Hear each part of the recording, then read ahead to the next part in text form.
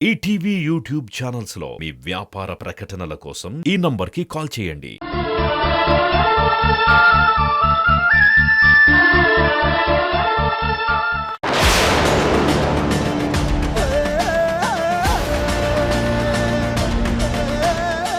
అవును రిషి, అసలు నేను ఇక్కడ అడుగు పెట్టిందే కంపెనీ మొత్తాన్ని మూతపడేలా చేద్దామని. దాంతో మీరంతా రోడ్డున పడతారు కదా. అంటే అంటే ఇదంతా నువ్వు కావాలని చేస్తున్నావా? అసలు ఇదంతా ఎందుకు చేస్తున్నావు నువ్వు? మనసులో ఇంత దుర్మార్గమైన ఆలోచనలు పెట్టుకొని మా అందరి ముందు ఏమీ తెలియని అమాయకురాల్లా నటిస్తున్నావా? ఇప్పుడే మా డాడీని మా అమ్మని పిలిచి నీ బండారం మొత్తం బయట పెడతాను. అప్పుడు మేం కాదు, నువ్వు రోడ్డున పడతావు. వెళ్ళు వెళ్ళు. నువ్వు మొదటి నుంచి ఎప్పుడెప్పుడు నేను రోడ్డున పడతానా అని ఎదురు చూస్తున్నావు. ఈ రోజుతో అది జరిగిపోతుంది. వెళ్ళు వెళ్ళి చెప్పు. బుద్ధి లేకపోతే సరే. కాస్త ఇలాంటి టైంలో అయినా కొంచెం మెచ్యూర్డ్గా బిహేవ్ చేయ రిషి. అసలు ఎవరన్నా కంపెనీని గోదాట్లో ముంచడానికి బోర్డ్ ఆఫ్ డైరెక్టర్ అవుతారా? కొంచెం కూడా తెలియలేదు నీకు. ఎప్పుడేం మాట్లాడాలో కూడా తెలియదు.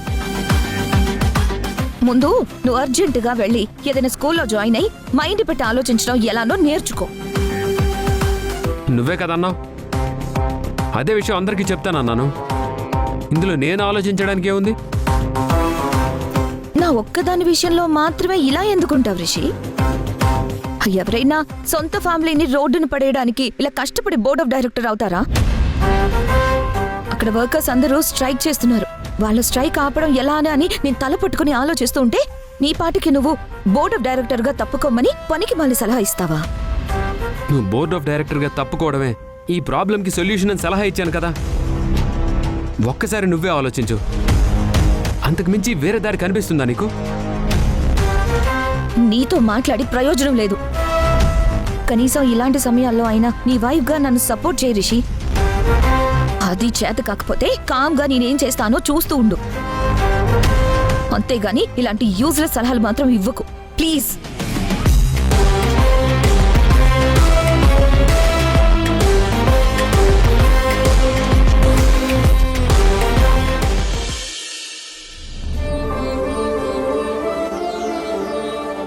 మోక్ష, ఏం చేస్తున్నావమ్మా?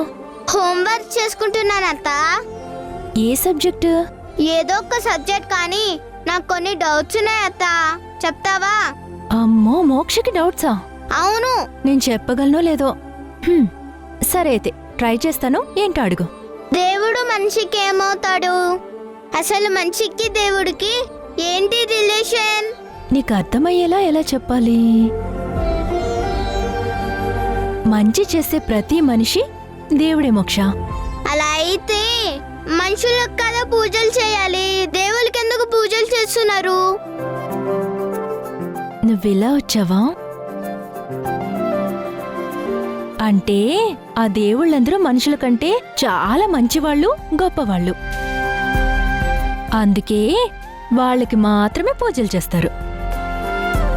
ఇప్పుడు మన ఇల్లుంది కదా, ఇదొక గుడి అనుకుంటే ఈ ఇంట్లో ఉన్న మనం మంచివాళ్ళం కాబట్టి మనందరం దేవతలతో దేవుళ్లతో సమానం. అంటే నేను కూడా దేవతనా? నువ్వు మా చిట్టి ఏంజెల్వి. మరి చెడ్డవాళ్ళంటే ఎవరత్తా? చెడ్డవాళ్ళంటూ ఎవరు ఉండరమ్మా. పరిస్థితులు అవసరాలను బట్టి మారిపోయే వాళ్ళని అలా పిలుస్తారంతే. ఇప్పుడు వీణా అత్త నీతో ఎప్పుడు గొడవ పడుతుంది కదా, వీణా అత్త మంచిదా చెడ్డదా?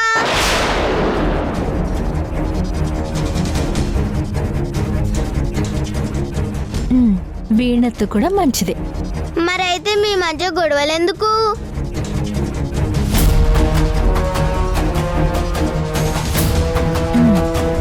గొడవలెందుకంటే నేను వీణా అత్త ఒకే ర్యాంకు కోసం ఫైట్ చేసుకునే స్టూడెంట్స్ లాంటి వాళ్ళం. మా మధ్య ఎప్పుడు పోటీ ఉంటుంది, గొడవలు కూడా అందుకే. సర్లే, నువ్వు హోంవర్క్ చేసుకో. వీణా, నీలో మార్పు ఎప్పుడొస్తుంది? నువ్వు మారితే చూడాలనుంది.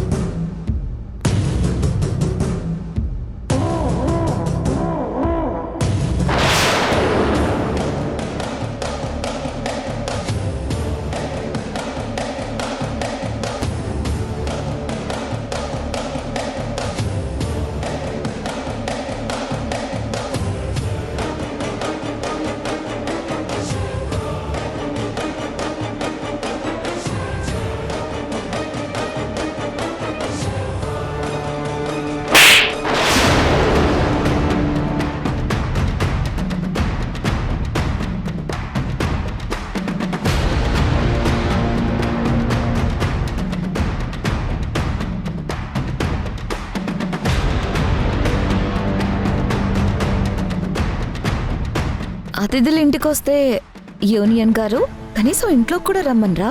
అయ్యో రండి మేడం.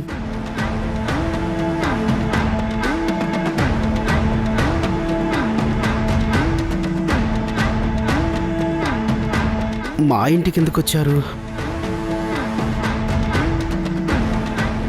ఏంటి సూర్య, కూర్చోవచ్చా లేదంటే నిలబెట్టే మాట్లాడతావా? కూర్చోండి మేడం.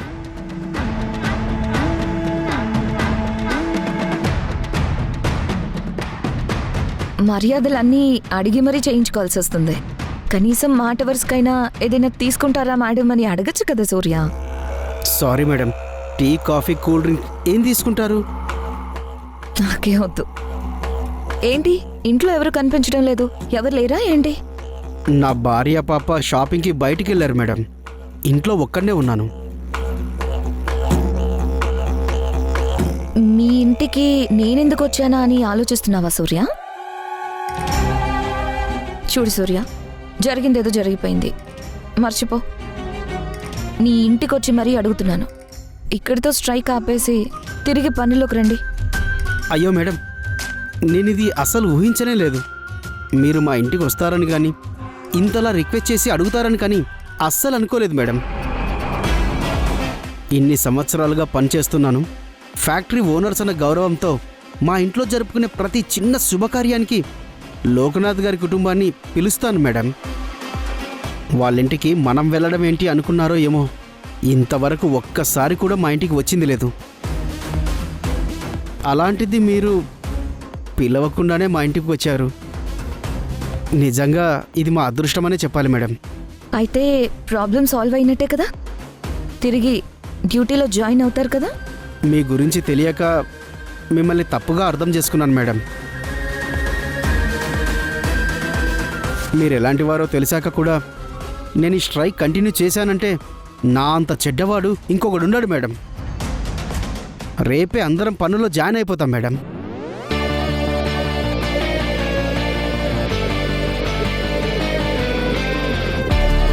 నువ్వింత తేలిగ్గా ఒప్పుకుంటావని ఊహించనే లేదు సూర్య. మరేం పర్లేదు, ఫ్యూచర్లో నీకు ఏ హెల్ప్ కావాలన్నా నేను చూసుకుంటాను. ఇక నుంచి నువ్వు నా మనిషివే. Thank you madam. సరే, ఇక నేను బయలుదేరుతాను. Thank you Surya. మేడం, రాకరక్క ఫస్ట్ టైం మా ఇంటికి వచ్చారు. కనీసం కాఫీ టీ కూడా తీసుకోకుండా వెళ్తున్నారు. ఇప్పుడేం వద్దు సూర్య. ఈసారి ఇంకెప్పుడైనా వచ్చినప్పుడు నీ భార్య పిల్లలతో కలిసి ఏకంగా పార్టీనే చేసుకుంటాను. వద్దు మేడం, ఇంకెప్పుడు మా ఇంటికి రాకండి. ఏమైంది మేడం అలా చూస్తున్నారు? మీరు కరెక్ట్గానే విన్నారు. ఏంటి మేడం, డ్యూటీలో జాయిన్ అయిపోతాం అనగానే నిజంగానే నమ్మేశారా? మీకు నిన్నే కదా మేడం చెప్పాను, మాకు కూడా పరువు మర్యాద ఆత్మాభిమానం ఉంటాయని. అవన్నీ వదిలేసి మీరింటికి వచ్చి అడగగానే తలాడించి పనుల్లోకి వస్తామని అలా ఎలా అనుకున్నారు మేడం? ఏది మర్చిపోలేదు మేడం. అందరి ముందు నన్ను కొట్టారు. అదే అందరి ముందు నన్ను కొట్టిన అవే చేతులతో నా కాళ్ళు పట్టుకొని నాకు క్షమాపణలు చెప్పాలి. అప్పుడే కదా మేడం మేం పనుల్లోకి వచ్చేది. అంతవరకు ఎందుకు వస్తామనుకున్నారు? నన్ను నీ కాళ్ళు పట్టుకోమంటావా? How dare you!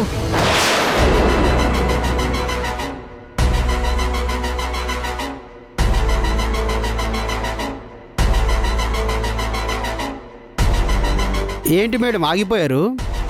కొట్టండి.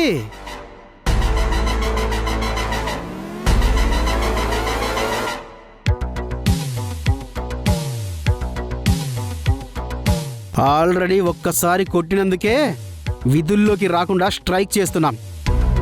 ఇప్పుడు మళ్ళీ కొడితే ఇంకేం చేస్తామో మీరే ఆలోచించండి మేడం. అన్నట్టు నేను ఇంకో మాట కూడా విన్నాను.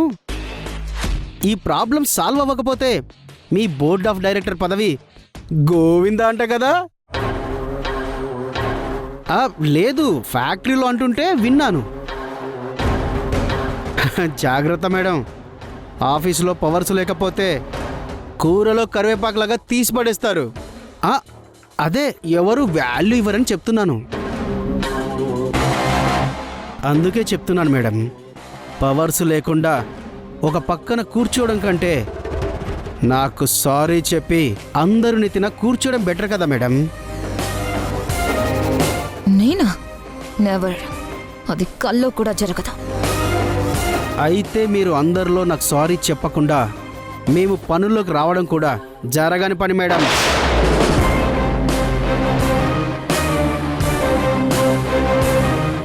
ఎలా పనుల్లోకి రారో నేను చూస్తాను.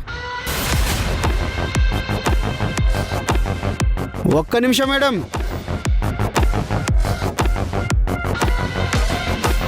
కారు వరకు నేను మీతో పాటు వస్తాను మేడం. మళ్ళీ నేను మర్యాదలు చేయలేదు, కనీసం ఇంటికి వస్తే సెండ్ ఆఫ్ కూడా ఇవ్వలేదని అనుకుంటారు కదా. రండి మేడం.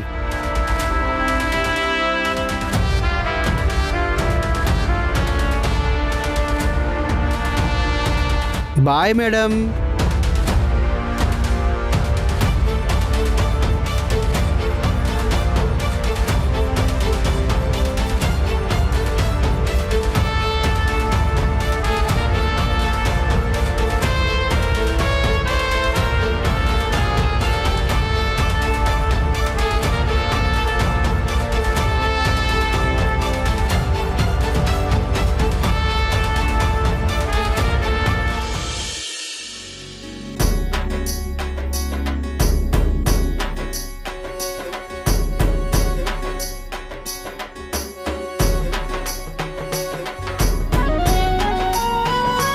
మోక్ష, ఎప్పుడు ఆ బొమ్మలేనా మోక్ష?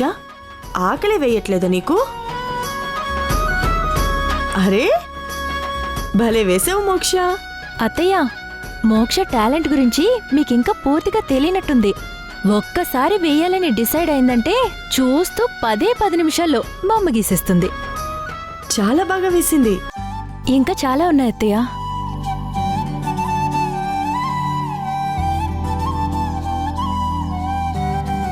భలే ఉన్నాయి మోక్ష.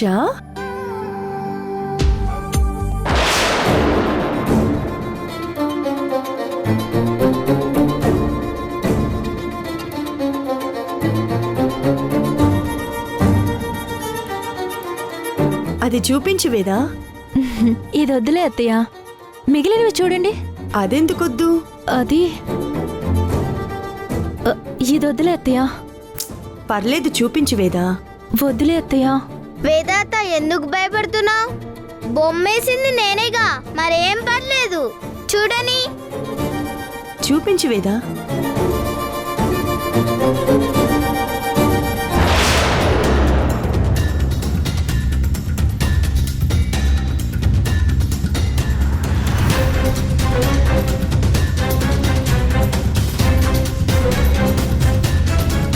అందుకే అత్తయ్య మిమ్మల్ని చూడొద్దు అన్నాను.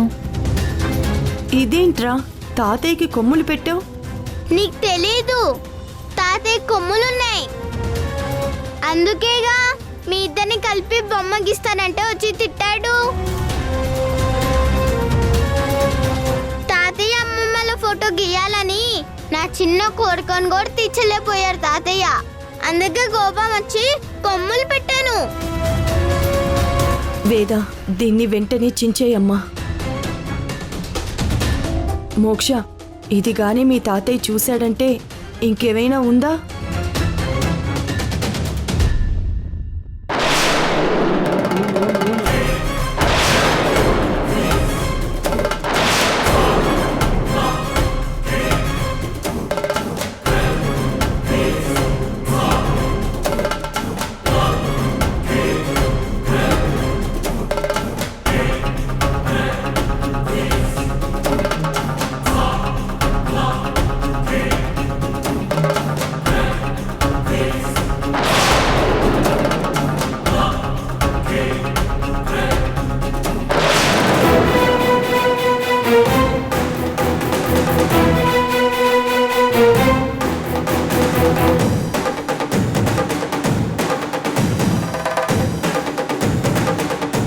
ఏమండి, అది చిన్నపిల్ల ఏదో తెలియక. ఇది చిన్నపిల్ల నా బొమ్మ ఎలా గీసిందో చూడు. అది కూడా కొమ్ములు పెట్టి.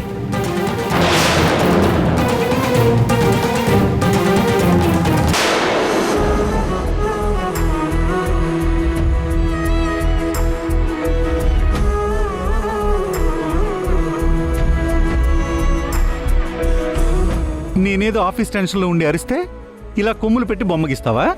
ఆ?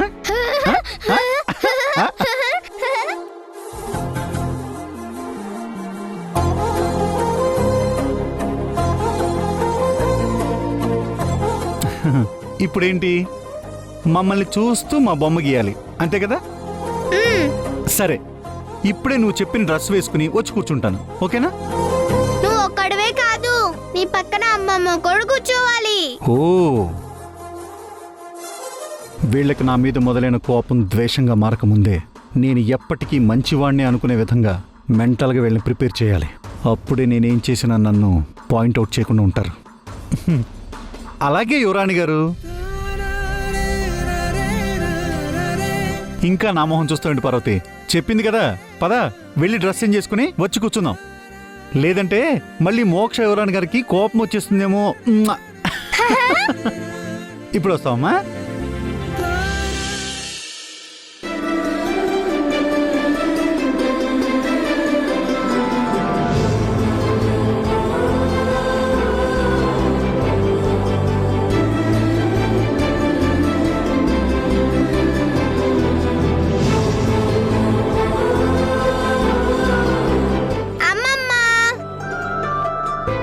సూపర్ ఉన్నా, రండి కూర్చోండి.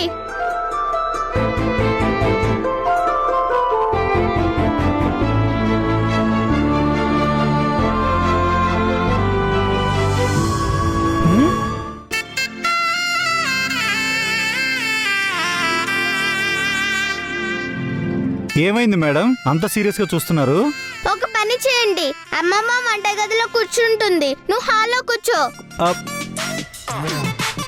అయ్యో, క్లోజ్ గా జరిగి కూర్చొని తాతయ్య. అర్థమైందిలే. ఇప్పుడు ఓకే?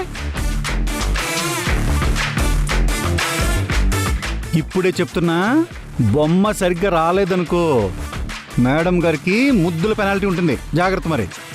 సర్లే తాతయ్య, ముందు నువ్వు కదలకుండా కూర్చో. ఓకే.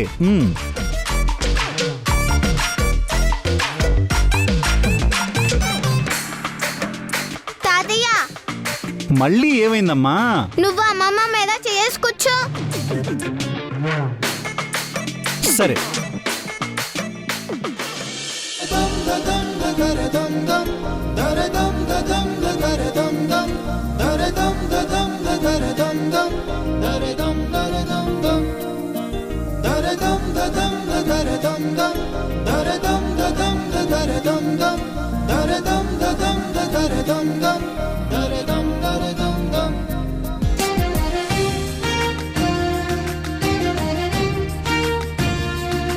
అబ్బా, కదలకండి తాతయ్య. ఇద్దరు కొంచెం నవ్వచ్చు కదా.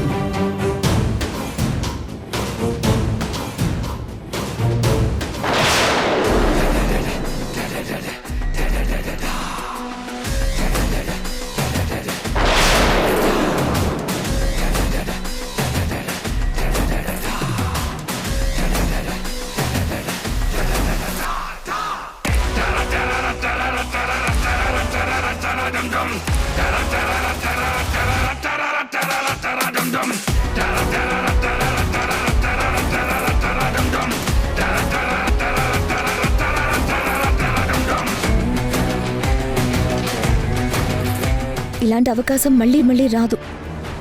ఎన్ని సంవత్సరాలు పనిచేస్తే ఇంత అమౌంట్ వస్తుంది, ఇన్ని బెనిఫిట్స్ వస్తాయి. వెంటనే డీల్ ఓకే చేసుకొని వెళ్ళి వర్కర్స్ని తీసుకొచ్చి పని స్టార్ట్ చేయండి.